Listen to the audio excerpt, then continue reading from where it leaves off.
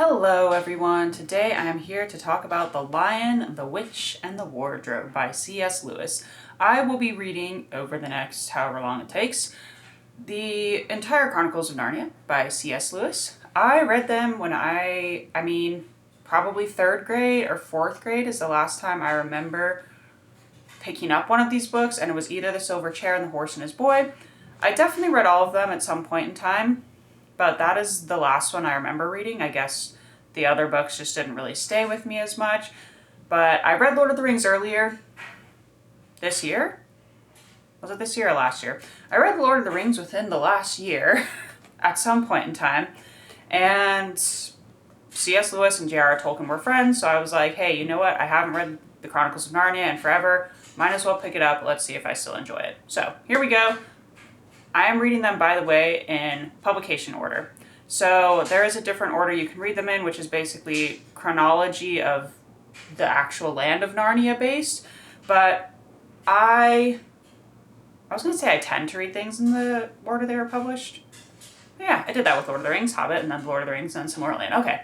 For a second, I was like kidding myself or something about which way I actually read those books. Anyway, yes, so I am reading them in the order they were published because if C.S. Lewis had wanted them published a different way, with The Magician's Nephew first, he could have freaking done that himself and just written that book first, but he didn't. So I'm reading them in the publication order because that's how he did it. So, The Lion, the Witch, and the Wardrobe. Let's get to it.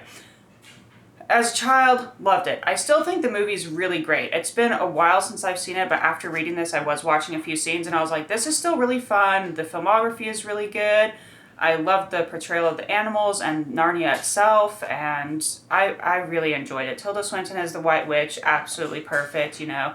Liam Neeson voicing Aslan, I thought he was a really good voice for him as well, so I just still really enjoy the movies. I'm going to honestly say the books, as an adult, are a little bit ridiculous. Still entertaining, you know, I read this in a few days, just, like, you know, reading before I went to bed or whatever, and it's still fun, it's still entertaining enough, but it is silly. Way sillier than I remembered it being, and I remember as a child, I was upset because Aslan in the pictures, like, there's little illustrations in the book. Let me see if I can find one real quick. Like, here's an illustration. Ta-da! So, in one of the illustrations, he was walking up on his hind legs like he was a human, and it really, really bothered me. But I'm guessing he must do that in the book, too. It never specifically says, but at one point he claps. I'm like, how is he clapping? Unless he's, I guess, sitting up on his paws and doing it. I don't know. It was weird. I don't mind anthropomorphized animals, obviously. I think they're fun. And I think things that do tend to walk up on 2 legs, I don't care if they're holding things in their hands. But I felt like for a lion, it's just weird, and I don't know why. It just seems so unnatural to see them walking up on 2 legs.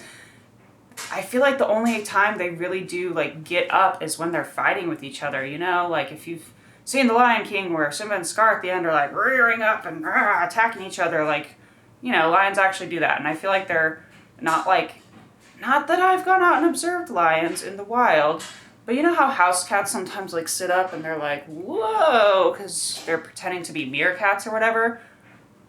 I've never seen a lion do that in any of the nature documentaries I've seen. So it just, like, threw me off. I don't know why that specifically bothered me.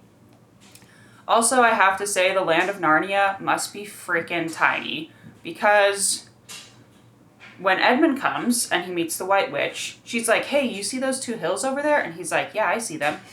And she's like, oh, okay, cool, that's where my castle is. And then later in the novel, when Aslan is there, he's talking to Peter, and he's like, hey, Peter, see that castle way over there? Yeah, that's Car Paraval, or however you say it properly, Cair Paraval. That's where your castle, and he's like, oh yeah, I see it. I'm like, so you can see anything from anywhere in Narnia, even though there's forests and trees, and so, like, in my head, Narnia isn't bigger than a normal city, where you can stand in the middle of the city, and if there's not obstructions, you can see from one end to the other. So in my head, Narnia is the smallest land, but it also seems that way because of the writing of the book, but whatever. Also, I do love it. Like, I think it's fun. Like I said, it was entertaining. Why is there a random lamppost in Narnia? Does Narnia have lampposts other places? Because I feel like it's more of a medieval setting, but then there's this lamppost that Lucy sees right when she comes out that's working. So I'm like, what? And then I feel like there was just like a blending of time periods and cultures because, and maybe I'll get to this when I get to the Magician's Nephew, because I don't remember anything. So I don't know how Narnia was formed, like originally, how it became a land. But they always refer to Peter, Edmund, Lucy, and Susan as the sons of Adam and the daughters of Eve, which would mean that in Narnia culture and or Narnia history, Adam and Eve, as in Christianity, Adam and Eve, the mother and father of, well, actually, like, more main religions believe in Adam and Eve, but, you know. I come from a Christian background, so in my head I was like, oh, so either Christianity was a thing or Narnia believes in these weird myths of Adam and Eve, and somehow, like, the tales of Adam and Eve got put into Narnia, even though it's a completely different land than Earth. But maybe those questions will be answered in The Magician's Nephew. So I will come back to that, because The Magician's Nephew is basically a prequel to The Lion, the Witch, and the Wardrobe and the rest of the Chronicles of Narnia series, even though I think it was published penultimately, so right before the last battle or the final battle, or hang on, I could just look at what it's called. The last battle. Before the last battle. So that was weird. It was just, like I said, a blending of like cultures and different time periods happening in Narnia, which threw me off a little bit, but it's also a kid's book. Like, they don't care, right?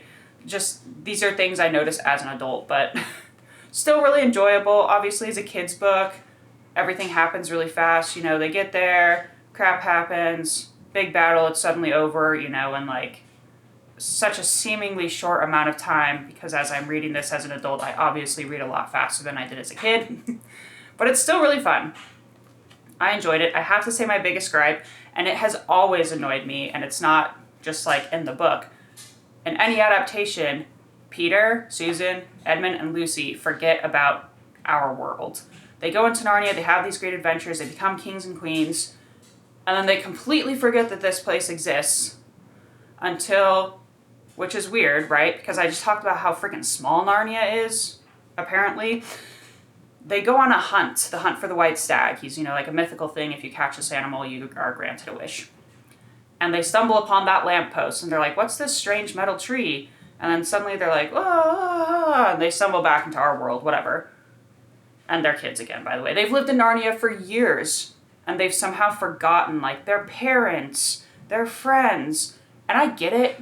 This is set during World War II. Like, the kids are leaving because there's air raids. So maybe they're just like, yeah, we don't want to go back to London or to England because World War II is happening. So F that horrible place and that horrible, you know, conflict. And we're just going to chill here in Narnia where there's talking animals and everyone's happy, right?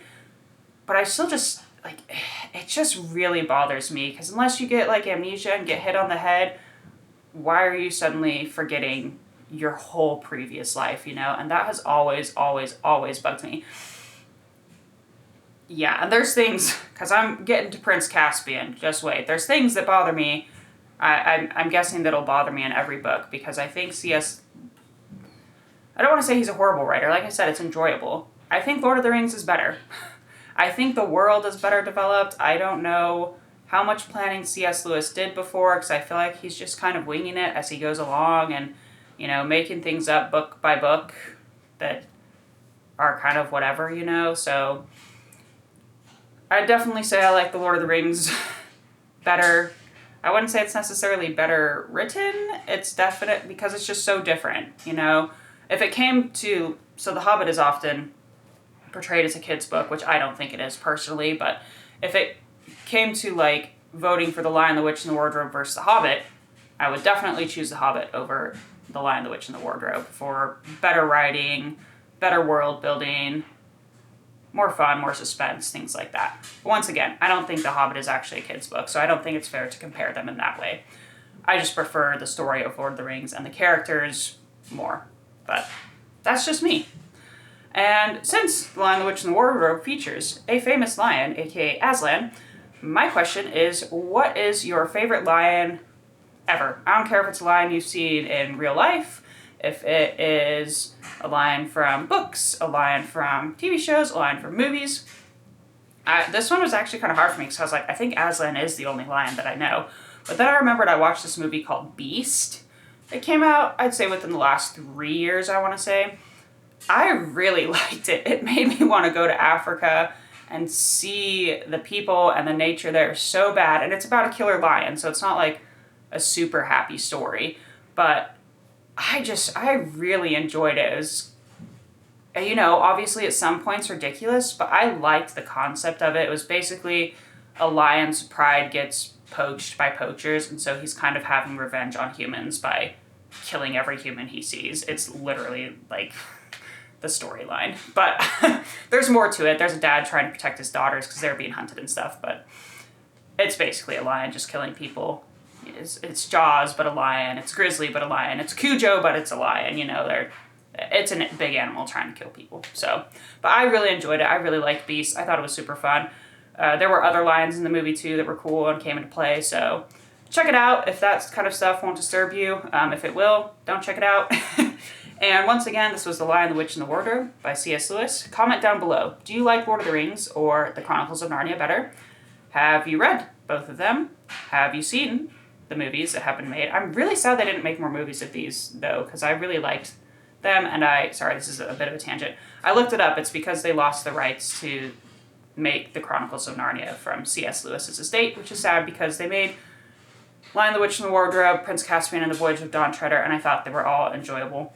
And I thought they were well done. So I'm kind of sad they didn't get to make all 7, but whatever.